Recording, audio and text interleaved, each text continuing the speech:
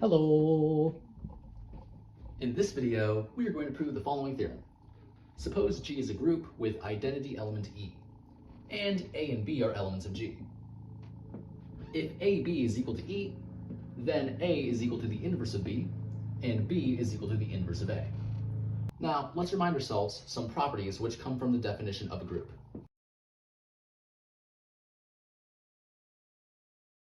Given a group G with identity element E, we have three properties. The first property is associativity, which says for all elements A, B, and C in G, this equality is true. The second fact comes from the definition of the identity, which says for all elements A in G, AE is equal to A, which is equal to EA. And finally, every element of G has an inverse. And really, the inverse is denoted A to the power of -1, and it turns out for all elements A and G, A times A inverse is equal to E, which is equal to A inverse A. Okay, so now let's get into proving this theorem.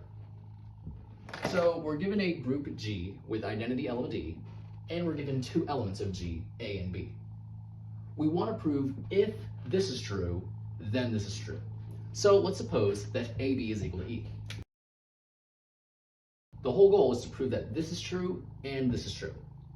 Let's first show that this is true. And we're going to show that this is true through a chain of equalities.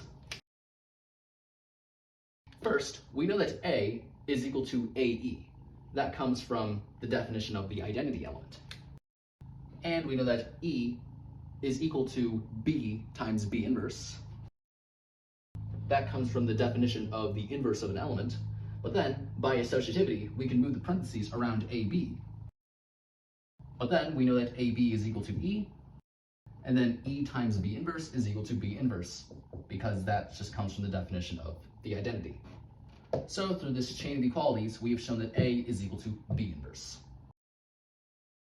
So we've shown that this is true. Now let's show that this is true.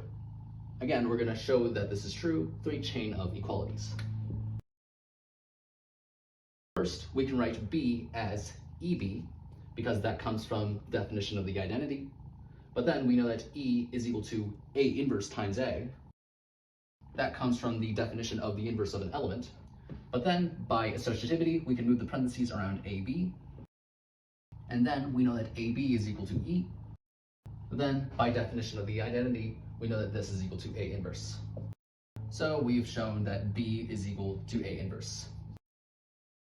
So we have proven the second thing. And so we've shown if this is true, then both these things are true. And so this completes the proof. And so yeah, that's pretty much it for this video.